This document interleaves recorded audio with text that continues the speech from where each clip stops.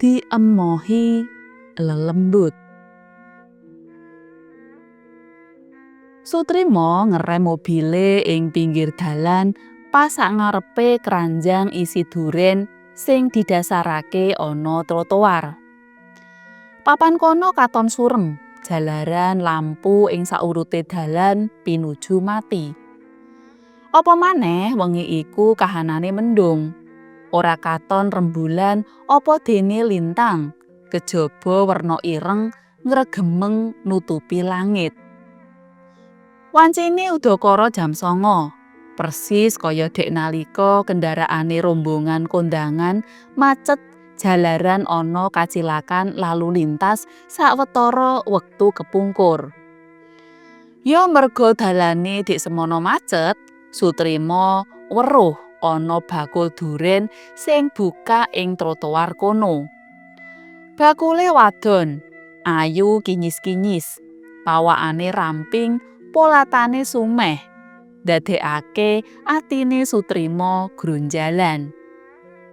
Upama wektu kuwi dheweke ora melu rombongan, mesti wis mandeg sak perlu ngampiri bakul duren iku. Sutrimo pancen duwe watak cluthak. Yen weruh wong wadon ayu, ora mung mripate sing plirak-plirik, nanging atine uga poyang-payingan. Bakul duren iku kawit 3 dina kepungkur dadi targete Sutrimo. Senajan dheweke lagi selingkuh karo kancane kantor sing jeneng Yeni. Dasare Sutrimo iku pinter akting. Ing omah, sipat cluthake ora dimangerteni dening Sri Lestari, sisihane. Malah kepara Sutrimo dialembana kadidene wong lanang sing gemati marang bojo, sarta kebak rasa tanggung jawab. Miturut pangirane sing wadon, lungane Sutrimo saka ngomah kejaba ngantor uga nyambi makelaran kendaraan. Mula yen muli Sutrimo nganti meh tengah wengi, Sri Lestari ora sujana apa-apa. Sutrimo yakin anggone selingkuh ora dingerteni sisihane. Jalaran dheweke rumangsa wis kasil nggoroi sisihane nganggo tembung-tembung sing surasane ngguwang tlacak amprih Sri Lestari ora sujana. Dadi wong wadon iku aja gampang percaya karo omongane liyan. Saiki akeh wong nyebar pitenah. Akeh contone keluarga bubrah mung jalaran percaya karo pitenah. Ujare Sutrimo pendak-pendak marang Sri Lestari. Kejaba iku Sutrimo uga brah-breh menehi dhuwit marang sisihane. Ora mung dhuwit gaji, nanging saben entuk rejeki saka anggone makelaran, dheweke ajeg nukokake sing wadon sandang penganggo lan mas-masan. Mula sisihane nganggep Sutrimo iku minangka bojo sing gedhe tanggung jawabe. Sutrimo pancen cerdas ing babagan apus krama. Ukarane sing ndaki-ndaki jalari sing wadon percaya ngono wae. Mula Sutrimo ora kuwatir simpenane ing jaba omah mambu irunge Sri Lestari. Awit anggone nyingitake primpen banget. Kejaba Yeni uga tepungane anyar si bakul duren sing ayu ndenok deblong sing lagi coba dipilut kuwi. Nanging bengi kuwi Sutrimo cuwa, awit bakule duren ora katon nunggoni dagangane. Sing ana mung keranjang isi duren gemletak ana trotoar. Menyang ngendi bakule duren ki? Adoh-adoh diparani kok ora ana. Batine Sutrimo karo tolah-toleh. Rene bakule ora ana, mula dening Sutrimo keranjang isi duren mau digeret nyisih lan disingitake ing mburine wit maoni supaya ora narik kawigatene wong-wong sing liwat. Lagi wae dheweke nggeret keranjang duren, dumadakan krungu aloke wong wadon. Suarane alus nggembesake. "Lho, daganganku kok disingkirake?" Sutrimo kaget. Ujug-ujug bakule duren mara karo menggak kekarepane. "Ora tak singkirake, mung tak undurake supaya nek ana wong liwat trotoar kene ora kepalang durenmu." Wangsulane Sutrimo golek pawadan. "Trotoar kene ora tau diliwati wong." Wangsulane bakule duren. "Yen ora diliwati wong, gene yo kowe dodolan ana kene. Karo meneh, kowe kok wani dodolan ijen ana kene?" "Lah piye? Wong rezekiku pancen ana kene. Ning aku gumun karo kowe. Jamiah mene kabeh bakul duren saurute dalan iki wis padha kukut. Kowe kok isih dasar? Ning omah rasane nglangut, luwih becik tenguk-tenguk ning pinggir dalan karo dodolan duren. Ning omah aku dhewean, durung suwe anggonku pegatan karo bojoku." Krungu kandhane bakule duren, Sutrimo bungah atine. Ora rugi anggone adoh-adoh baleni papan kono.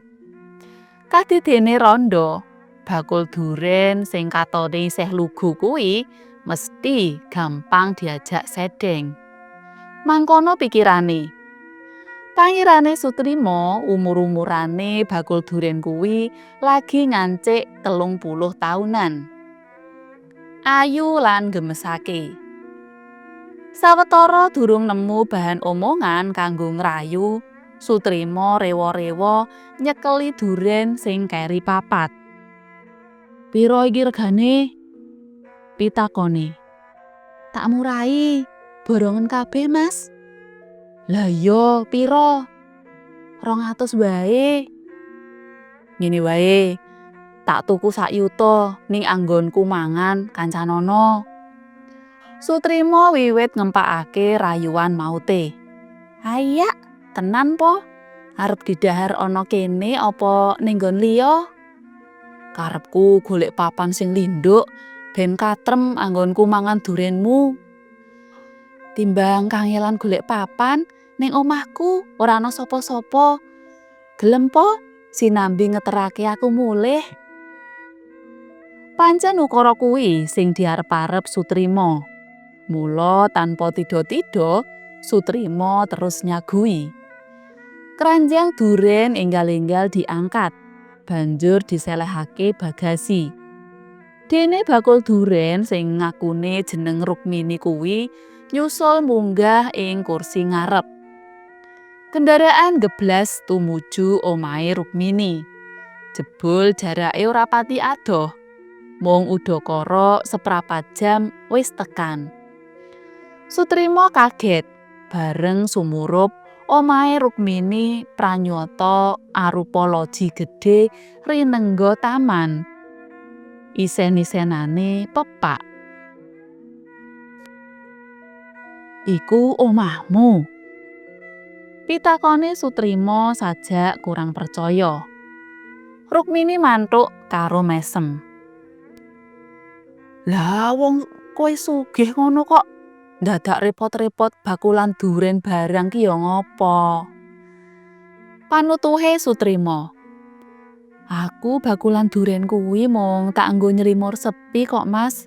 Kanthi cara dodol duren mbok menawa aku entuk kenalan. Nyatane aku njur tepung kowe." Krungu pangucape Rukmini kaya tumbu oleh tutup. Sutrimo dadi ora wigah-wigih maneh. Dheweke rumangsa beja bengi iku entuk kenalan randha ayu tur sugih. Sawetara jagongan ing ruang tamu, Rukmini pamit mlebu menyang ruang tengah. Ora let suwe metu maneh wis salin penganggo. Katon wimbuh ayu, Pakulitane sing putih rinengga sandangan tipis semrawang. Rambute dawa nganti sak ngisore pundak diore. Sutrima nganti kami tenggengen anggone nyawang.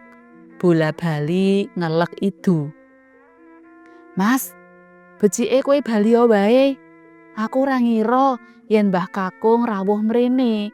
Kae piyantune mburi.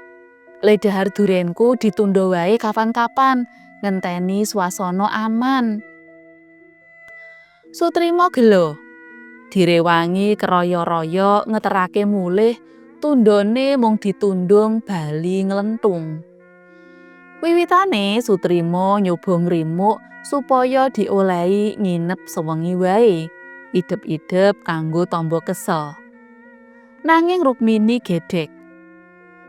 "Enggal Mas, kowe ndang bali yo. Mengko simbahku selak duka yen pirsa kowe ana kene." "Mengko dhisik to, apa simbahmu ora seneng nek kowe duwe kenalan wong lanang sing saguh ngopeni? Mongko kowe kuwi rak randha. Simbahku kuwi seneng-seneng wae yen aku entuk kenalan wong lanang isih joko. Nanging simbahku ngerti yen jenengan wis duwe bojo. Malah simbahku go ngerti yen jenengan duwe selingkuhan barang." Sutrima tambah kaget. Durung nganti dheweke nlesih sapa sejatine Mbah Kakunge Rukmini, dumadakan ana wewujudan miyak korden banjur mlebu ruang tamu. Sutrima kaget kepati. Awake gemeter nyumurupi wewujudan kuwi jebul drangkong urip. Ongklek-ongklek kaya dolanane bocah. Sutrima agahan mlayu metu. Angkahe arep bablas mlebu mobil banjur ngeblas lunga. Nanging ing njaba dheweke ora nemokake mobile sing mau diparkir ing ngarep regol. "Mobilmu ana sak ngisore wit mauni kae lho, Mas," aloke Rukmini. Sutrima luwih kaget. Bareng kahanan sak kiwa tengene sing maune loji rinengga taman malih dadi kuburan sing kebak tanduran wit semboja. Tanpa toleh-toleh maneh Sutrima age-age marani mobile. Mobil distarter nuli digenjot ninggalake area kuburan. Ing imbang wetan langite semburat padhang, mertandani wis gagat rahina. Tekan ngomah Sutrima terus ndodoki lawang. "Sewengi ora bali nginep ning endi, Mas?" Pitangone sisihane nalika mbukakake lawang. Sutrima ora semaur. Dheweke agi-agi mlebu kamar banjur ngebrukake awake ana dipan. Sawetara dheweke nggletak. Dumadakan kelingan yen sisihane duwe sandangan werna putih tipis kaya sing dienggo Rukmini mau. Ora nunggu wektu dheweke menyat banjur dudah-dudah lemari goleki sandangan iku. Wis lawas sandangan iku ora tau dienggo. Mula dheweke duwe karep ngobong sandangan mau supaya ora katon-katonen wujute Rukmini bakul duren sing jebul jenise lelembut. Sutrima lega atine sakwise sandangan iku dadi awu. Sri Lestari dhewe sajake wis lali yen duwe sandangan tipis semrawang. Buktine dheweke ora tau nakokake sandangane sing wis dadi awu kuwi marang Sutrima.